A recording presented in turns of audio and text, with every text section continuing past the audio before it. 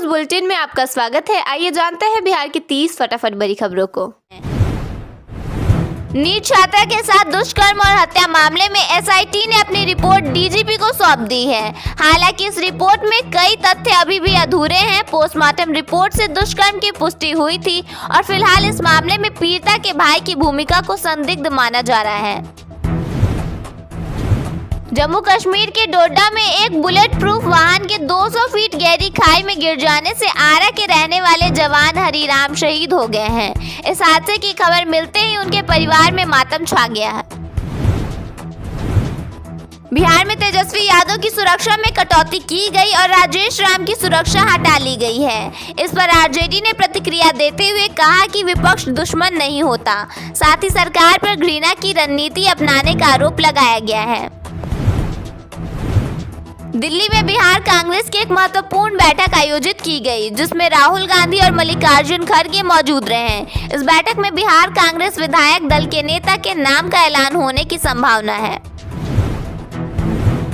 छत्तीसगढ़ के steel plant में हुए हादसे में बिहार के 6 मजदूरों की जान चली गई है। परिजनों ने खुलासा किया है कि ठेकेदार उन मजदूरों को झूठ बोलकर काम पर ले आया था। मुख्यमंत्री नीतीश कुमार की समृद्धि यात्रा 7वें दिन मुजफ्फरपुर पहुंची, जहां उन्होंने 850 करोड़ रुपए की योजनाओं का शिलान्यास और लोकार्पण किया। इस दौरान मुख्यमंत्री ने लालू यादव पर निशाना साधते हुए कहा कि उन्होंने बिहार के लिए कुछ नहीं किया। बेतिया के जंगल से पिछले 5 महीने से लापता एक प्रेमी जोड़े का शव बरामद हुआ है। उनकी पहचान मौके पर मिले मोबाइल और चप्पल से की गई। इस मामले में लड़के के भाई ने लड़की के पिता पर हत्या करवाने का आरोप लगाया है।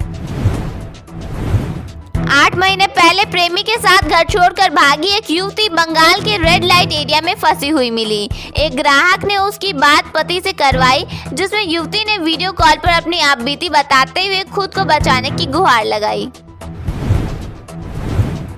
बिहार पर्यटन विभाग ने 1 करोड़ रुपए की लागत वाली कैरावैन बस लॉन्च की है। इस बस में 5 स्टार सुविधाएं मिलेंगी और इसका किराया 75 रुपए प्रति किलोमीटर तय किया गया है। इसकी बुकिंग ऑनलाइन की जा सकेगी। मोतिहारी में एक बैंक मैनेजर का शव फंदे से लटका हुआ पाया गया है। परिजनों ने मैनेजर की पत्नी का एक्स्ट्रा मैरिटल अफेयर के चलते हत्या करने का आरोप लगाया है।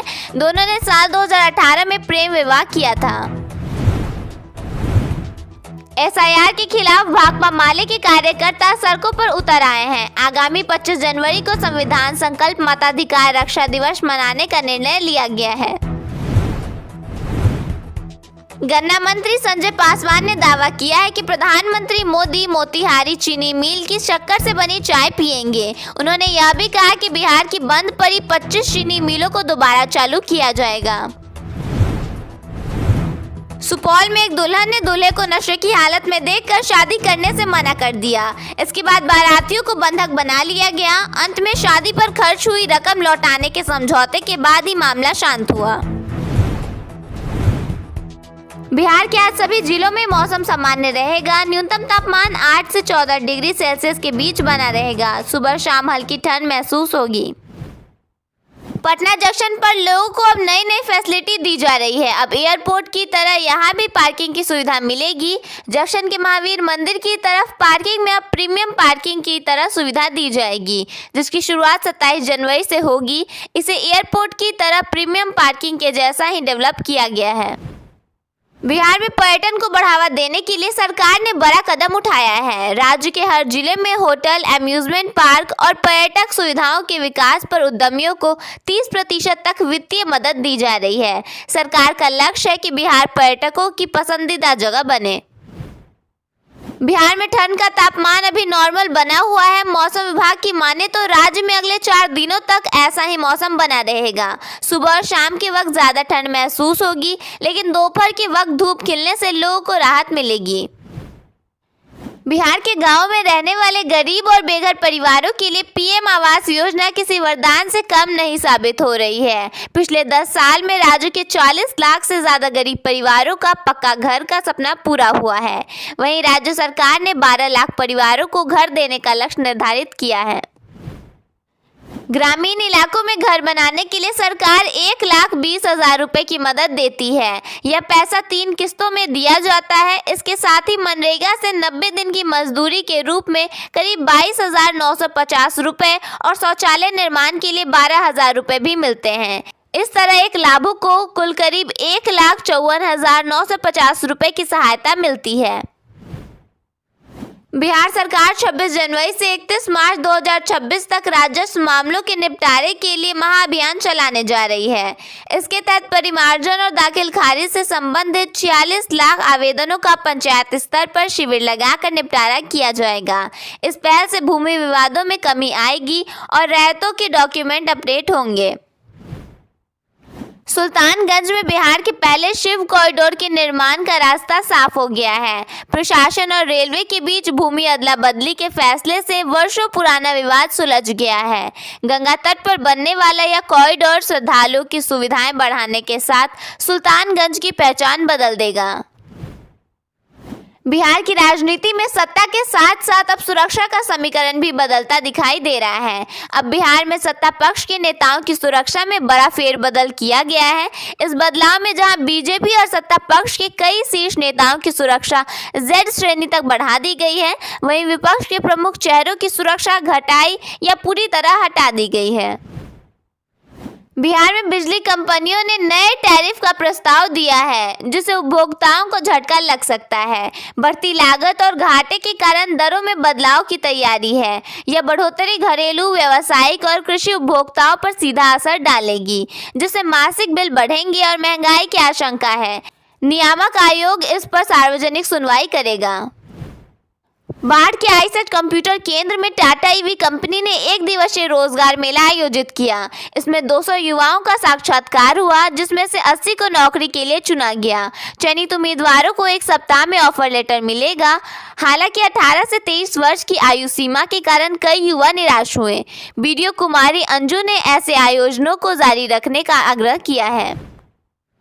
गया जिले में नवंबर 2022 से दिसंबर 2025 तक 68,000 से अधिक लोगों की कैंसर जांच की गई। इस अभियान में महिलाओं की संख्या पुरुषों से दोगुनी रही और उनमें स्तन व गर्भाशय ग्रीवा कैंसर का खतरा अधिक पाया गया।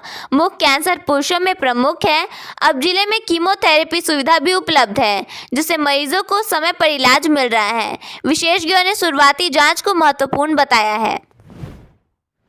मोतिहारी में साइबर ठगी के 2 बड़े मामले सामने आए हैं। नक्छेड़ टोला निवासी मोहम्मद शमीम अहमद से रिश्तेदार बनकर 4.8 लाख रुपए ठगे गए। बदमाशों ने पहले रिश्तेदार का अकाउंट हैक किया, वहीं चांदमारी के एक स्टेशन मास्टर के बैंक खाते से 1.43 लाख रुपए उड़ा लिए गए। दोनों मामलों में पुलिस ने प्राथमिकी दर्ज कर जाँच शुरू कर दी है।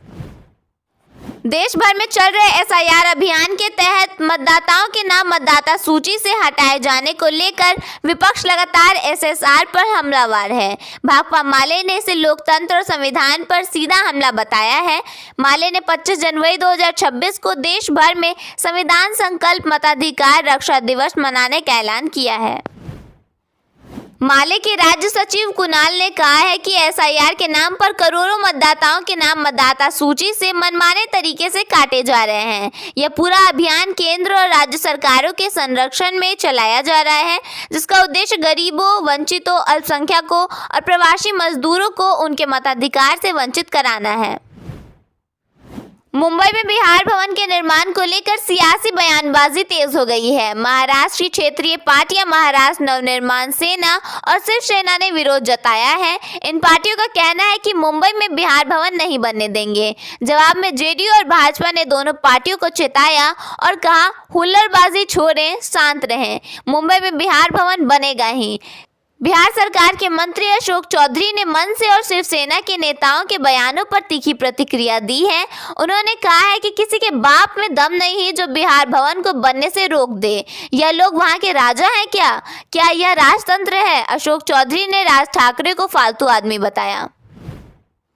छत्तीसगढ़ के बलौदा बाजार में स्पंज आयरन प्लांट में हुए भीषण ब्लास्ट ने पूरे देश को झकझोर दिया है। इस दर्दनाक हादसे में बिहार के गया जिले के 6 मजदूर जिंदा जल गए, जबकि 8 लोग गंभीर रूप से घायल हैं।